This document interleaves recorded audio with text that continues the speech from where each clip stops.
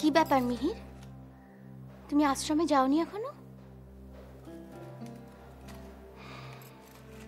বুঝেছি, খনার সাথে। মা, আমাদের আশ্রমের বাইরে যে বিশাল অশ্বত্থ গাছটা আছে, সেখানে এক সন্ন্যাসী আশ্রয় নিয়েছেন। আচার্যদেব বলছিলেন তিনি নাকি। মিহির, কথা ঘোরানোর চেষ্টা করো না। বলো আমাকে, কি হয়েছে খনার সাথে বাবা? মা, আমি সত্যি বলছি, কিচ্ছু হয়নি। তাহলে তুমি এখনো বাড়িতে বসে আছো কেন? প্রাসাদে যাও, ওখান থেকে খনাকে নিয়ে আশ্রমে যাবে তো? না মা, আমি আজ সরাসরি আশ্রমে যাব, প্রাসাদে আর যাব না। কেন?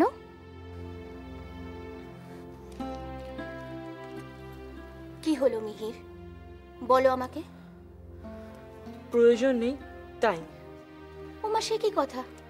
প্রয়োজন নেই মানে?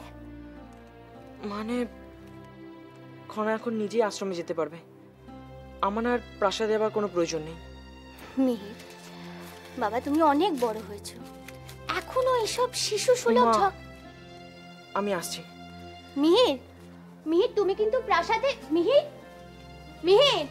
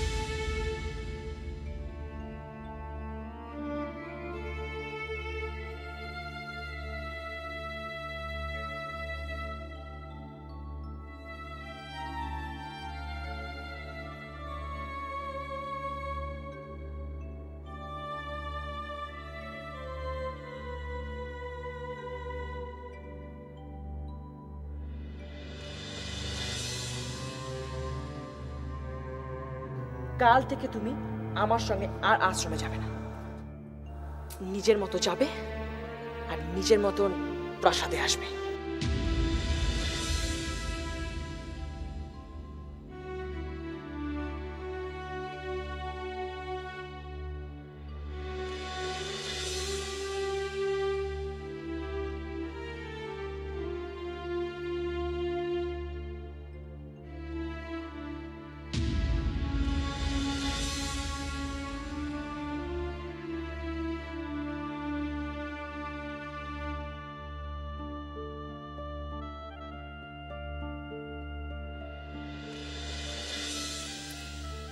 মিহির তাহলে সত্যি এলো না? ও সত্যি আমার সাথে এরকম করলো? ও আমাকে সত্যি আশ্রমে নিয়ে গেল না?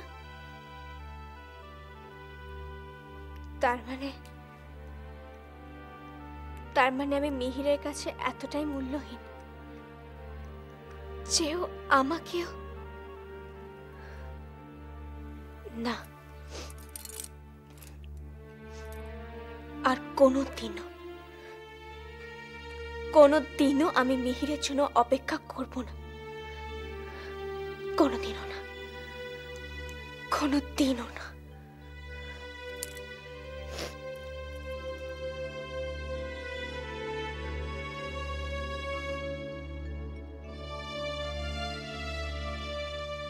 তীর ঠিক নিশানায় লাগবে তো বোন? লাগবে দিদি, লাগবে। ঠিক নিশানায় লাগাতেই হবে, না হলে আমরা লক্ষ্যভেদ করবো কি করে? কিন্তু বোন, আমরা যদি লক্ষ্যভ্রষ্ট হই? এ কথা বলো না দিদি।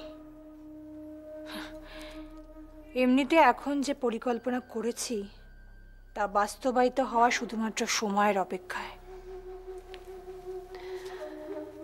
তাই যেন হয় বোন, তাই যেন হয়। তাহলে এই খেলাটা আরো জমজমাট, আরো মজাদার হয়ে উঠবে। আর তাছাড়া আমরা নতুন করে এই প্রাসাদে আগুন লাগাতে পারবো।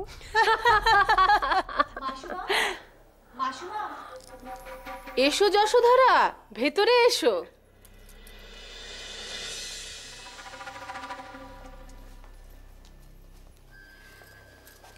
আপনি আমাকে ডেকেছিলেন মাসিমা?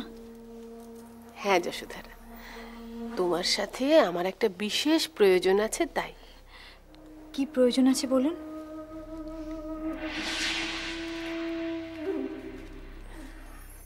আসলে বোন, তোমাকে একটা উপহার দিতে চাই। উপহার? কি উপহার?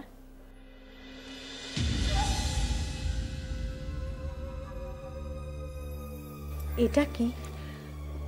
এটা আসলে আমি মহান আমার পুত্র সন্তানের মার জন্য এনেছিলাম, কিন্তু আমার দুর্ভাগ্য তা তো আর হবার নয়। তাই এটা এখন আমি তোমাকেই দিতে চাই যশোধরা। না না, ছিছি, এ আপনি কি বলছেন? অন্যের জন্য আনা উপহার আমি কিভাবে গ্রহণ করব? তুমি এই উপহার গ্রহণ না করলে আমি যে আরো অনেক বেশি কষ্ট পাবো যশোধরা। এমনিতেই মহান আমার দ্বিতীয় বিবাহ নিয়ে যা ঘটলো, তার উপর ঘটনা মানে? আসলে সমৃদ্ধি তো কোনোদিনই মহান আমার সন্তানের মা হতে পারবে না।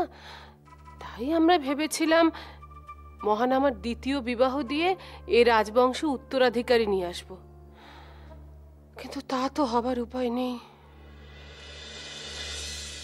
উপায় নেই কেন? সমৃদ্ধি তো চাইছেই না মহান আমার দ্বিতীয় বিবাহ হোক, আর এই নিয়ে কথা বলার জন্য আমাদের অনেক অপমানিতও হতে হচ্ছে। সমৃদ্ধির চাওয়া না চাওয়া কি এসে যায় কন্যিমা? দেশের স্বার্থে, রাজবংশের স্বার্থে যদি ভাই দাদাকে দ্বিতীয় বিবাহ করতেই হয়, তাহলে কারুর আপত্তি এখানে গ্রাহ্য হবে কেন? এই কথাটা কে কাকে বোঝাবে বলো তো? আশ্চর্য, এই রাজবংশে দেখছি দেশের থেকেও ব্যক্তিগত ইচ্ছে অনিচ্ছাটাকেই বেশি গুরুত্ব দেওয়া হয়। আর এই কারণে তো যত সব বিপত্তি। আমাদের আর কি আছে বলো? আমরা তো সকলের ভালোই চাই, তাই জন্য তো মহান আমার দ্বিতীয় বিবাহের প্রস্তাব দিয়েছিলাম। কিন্তু কেউই যদি এই প্রস্তাবকে গুরুত্ব না দেয় তাহলে আর... কিন্তু তাহলেও আপনারা এই উপহার আমাকে দিতে চাইছেন কেন? কি আর করি বলো? হাতে করে নিয়ে আসা উপহার ফিরিয়ে নিয়ে যেতে কতখানি মন খারাপ হয় বলো তো? আচ্ছা, আমরা কি রাজবংশের কেউই নই? নানা কন্যিমা, এভাবে বলবেন না। আপনি নিশ্চিন্ত থাকুন, আপনি এই উপহার যাকে দেবেন বলে এনেছিলেন তাকেই দেবেন। ভাই দাদাকে দ্বিতীয় বিবাহ করতেই হবে। সমৃদ্ধির ভালো লাগায় মন্দ লাগায় কিচ্ছু আটকাবে না। এই কথা তো তুমি বলছো, বাকি তো কেউ? বাকিদেরকেও মানতে হবে কন্যিমা। সমৃদ্ধি যদি ভাই দাদাকে পুত্র সন্তান দিতে না পারে, তাহলে ভাই দাদাকে দ্বিতীয় বিবাহ করতেই হবে, আর কেউ সেটা আটকাতে পারবে না, কেউ না।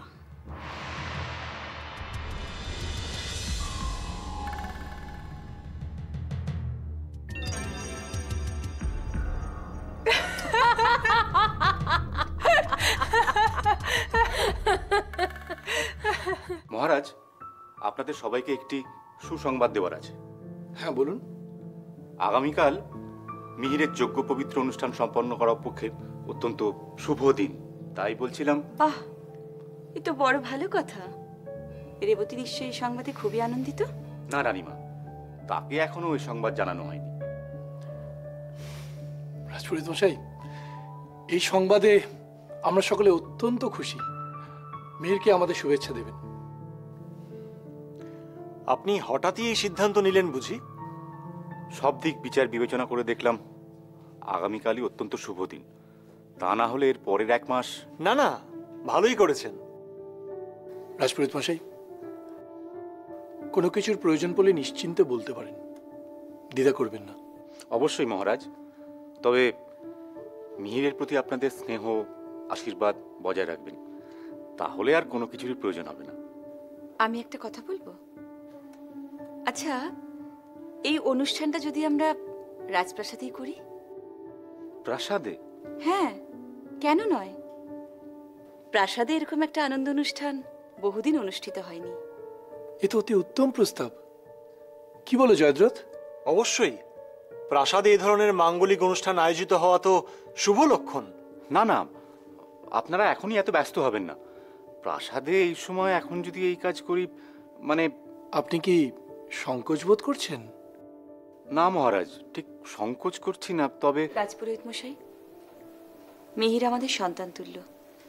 মিহিরের এই অনুষ্ঠান যদি প্রাসাদে অনুষ্ঠিত হয়, তবে আমরা সকলেই বড় খুশি হব। হ্যাঁ রাজপুরোহিত মশাই, মহারাজ নিজেই যখন চাইছেন তখন আপনি আর না করবেন না। সে কথা নয়, কিন্তু... কোনো কিন্তু নয় রাজপুরোহিত মশাই, আমি চাই ওই শিকারের প্রস্তাব গ্রহণ করা হোক। কোনো দ্বিধাদ্বন্দ্ব করবেন না, না হয় আমার এটা একটা অনুরোধ হিসেবেই। ছি ছি ছি মহারাজ, এভাবে বলবেন না। আপনার কথা আমার কাছে আদেশ, আর সেভাবে বলতে গেলে আজ আমি ধন্য হয়ে গেলাম। আপনাদের ভালোবাসায় আমি অভিভূত। যাই, রেবতীকে গিয়ে এই খবরটা জানাই। প্রণাম।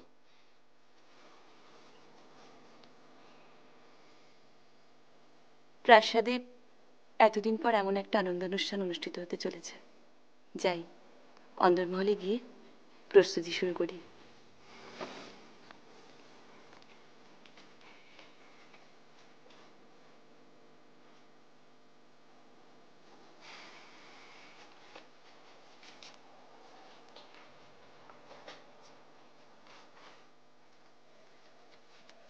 কি ভাবছেন মহারাজ?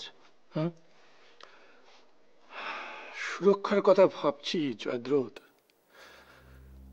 এই অনুষ্ঠানে সুরক্ষা নিশ্চিদ্র হবে তো? আপনি নিশ্চিন্ত থাকুন মহারাজ, এই অনুষ্ঠানের সুরক্ষার দায়িত্ব আমি নিজে নিলাম। কোনো ত্রুটি হবে না। রাজপুরোহিত মহাশয়ের বহুদিনের স্বপ্ন এই অনুষ্ঠান। কোন রকম বাধা বা বিপত্তি আসুক, এটা আমি চাই না। উনি যেন কোনোভাবে ব্যথিত না হন। হবেন না মহারাজ, দায়ভার যখন আমি নিজে নিচ্ছি, তখন এই শুভ অনুষ্ঠান সুসম্পন্ন হবেই।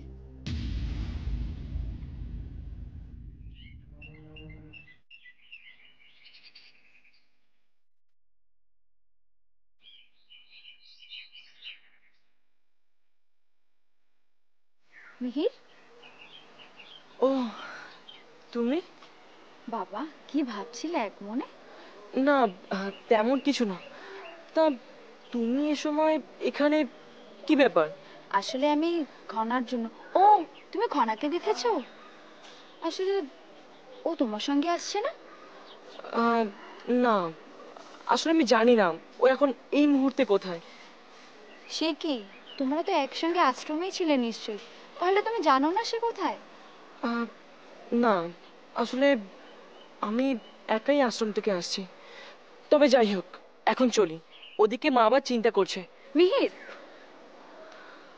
সত্যি করে বলো তো, তোমরা কি ঝগড়া করেছো? রিদ্ধি, আর বিলম্ব নয়, আমার দেরি হয়ে গেছে, আমার পথ ছাড়ো, আমি যাই। মিহির, তুমি না বললে তোমাকে আমি এখন কিছুতেই যেতে দেবো না। তুমি সত্যিটা আগে বলো। রিদ্ধি, আমরা আশ্রমে আচার্যদেবের কাছে অধ্যয়ন করতে যাই, কারোর সঙ্গে ঝগড়া করতে যাই না, আর এটাই মূল সত্য কথা। তাহলে খনা এখন কোথায়? বলো সে কোথায়? কি আশ্চর্য, খনা এখন কোথায় এখানে নেই কেন, সেটা আমি কি করে জানবো? কিন্তু মিহির... দেখো রিদ্ধি, তুমি আর এ প্রসঙ্গে আমাকে আর একটাও কথা বলবে না। আমি চলি। রাজকুমারী খনা এখন কোথায়, কি করছে, এখানে নেই কেন, তোমার যদি এসব কথা একান্তই জানতে হয়, তাহলে তুমি নিজে গিয়ে সেটা খোঁজ করো। দয়া করে আমাকে বিরক্ত করো না। নিশ্চয়ই কোনো কথা কাটাকাটি হয়েছে মিহির আর খনার মধ্যে। তাহলে কি ওরা পরস্পরের সাথে কেউ কথা বলছে না? না, একবার খনার সাথে কথা বলতেই হবে আমার।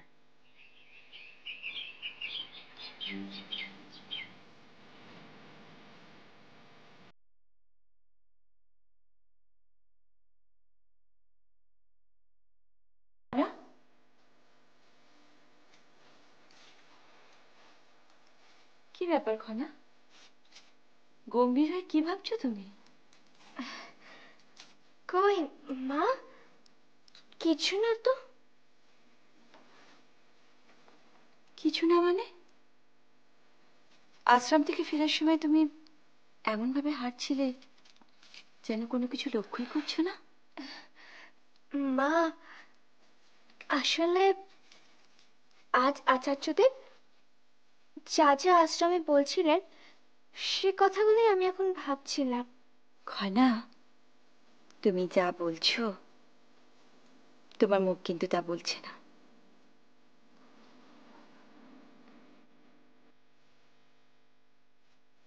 সত্যি করে বলো দেখি তোমা, কি হয়েছে তোমার? মা, মেহের না কিছুদিন ধরে খুব অদ্ভুত ব্যবহার করছে আমার সাথে। এমনকি আজ আমার সাথে ও একটাও ভালোভাবে কথাও বললো না। এই কথা? এটাই তো স্বাভাবিক বন্ধুত্বের পরিচয়। তার মানে?